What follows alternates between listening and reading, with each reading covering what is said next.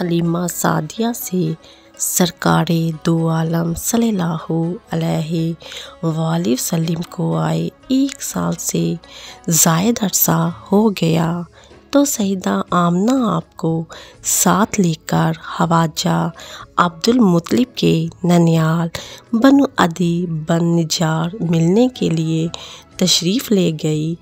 روایات میں یہ بات واضح نہیں ہے کہ اس سفر کا مشورہ خواجہ عبد المطلب نے دیا تھا یا سیدہ آمنہ نے خود ہی اس سفر کا ارادہ فرمایا، لیکن غالب گمان یہ ہے کہ خواجہ عبد المطلب نے خود ہی سیدہ کو بیوگی کا غم غلط کرنے کے لیے بھیجا ہوگا، اور دوسرے یہ کہ وہاں وہ اپنے فرزند گرامی کو دوسرے رشتہ داروں سے روشناس کرائیں گی۔ مقصد کچھ بھی ہو، یہ مسلمہ امر ہے کہ سیدہ 13 سال بعد مدینہ طیبہ، جو اس زمانے میں یثرب کہلاتا تھا، تشریف لے گئی۔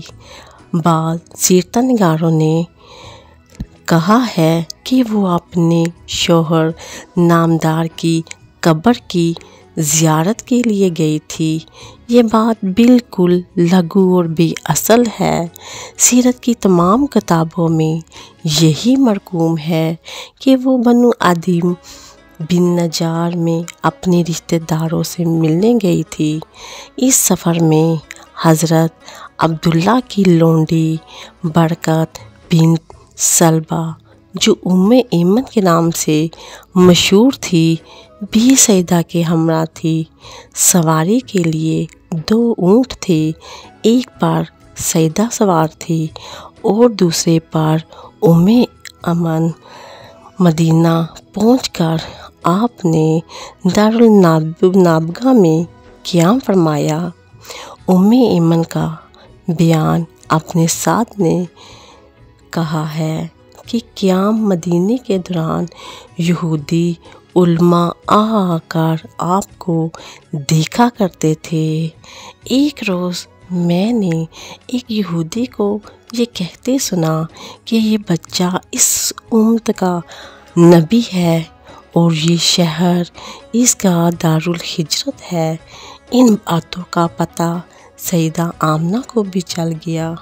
سیدہ آمنہ کو حلیمہ سعدیہ کی وہ بات بھی یاد آ گئی کہ ایک یہودی عالم نے اسے کہا تھا کہ اس بچے کو ختم کر دو ورنہ وہ انقلاب برپا کرے گا۔ اس وجہ سے سیدہ آمنہ نے یثرب میں اپنا قیام مختصر کر دیا اور 1 مہینہ قیام کے بعد اپنی نور نظر کے ساتھ مکہ مکرمہ کو مراجعت فرمائی۔ سیدہ آمنہ مدینے سے چلی تو ان کی طبیعت علیل ہو گئی۔ اب جیسے جیسے قافلہ چل رہا تھا، مرض بڑھ رہا تھا۔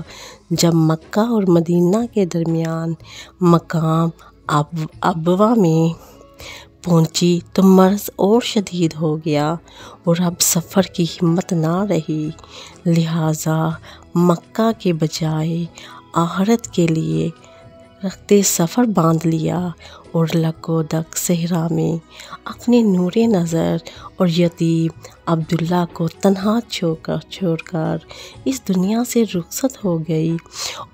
ایمن کنیز سیدہ کو سپرد خاک کر کے اس یتیم کو ساتھ لے کر مکہ مکرمہ آ گئی اور آپ کے دادا عبد المطلب کو آپ کی والدہ کے سفر آخرت کو جھانکا اور واقعہ سنایا۔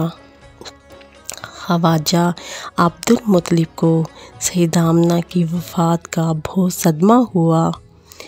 سیدہ آمنہ کی غریب الوطنی کی وفات نے سرکار دو عالم صلی اللہ علیہ وآلہ وسلم کے قلم مبارک پر بڑے گہرے اثرات چھوڑے اور ماں کی ممتا کا وہ سایہ بھی آپ سے چھن گیا جو اس دنیا میں آدمی کے لیے سب سے بڑا سایہ اور عافیت ہے، لیکن حق تعالی شانہ آپ کو بچپن ہی سے صبر و استقلال کا ہوگر بنانا چاہتے تھے۔ اس وجہ سے ایک ایک کر کے تمام ظاہری سہارے اور سارے آپ سے اٹھتے چلے گئے۔ اس واقعے سے 50 سال بعد جب ہجرت فرما کر آپ مدینہ طیبہ تشریف لے گئے تو آپ کو اپنے بچپن کی تمام باتیں یاد تھیں۔ آپ بتایا کرتے تھے کہ ہم یہاں ٹھہرے تھے، یہاں والدہ نے قیام فرمایا تھا، یہودی آ کر مجھے دیکھتے تھے۔ آپ نے یہ بھی بتایا کہ بنو عدی بن نجار میں ایک باولی تھی، میں اس میں تیراکی کی مشق کیا کرتا تھا۔ سیدہ ام ایمن بھی وہاں کے یہودیوں کی باتیں سنایا کرتی تھی۔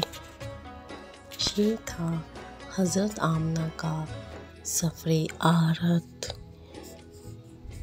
یہ ویڈیو صدقہ جاریہ ہے، آپ اس میں تعاون کر کے اپنی آخرت کو بہتر بنا سکتے ہیں، یہ بھی آپ کے لیے صدقہ جاریہ ہوگا۔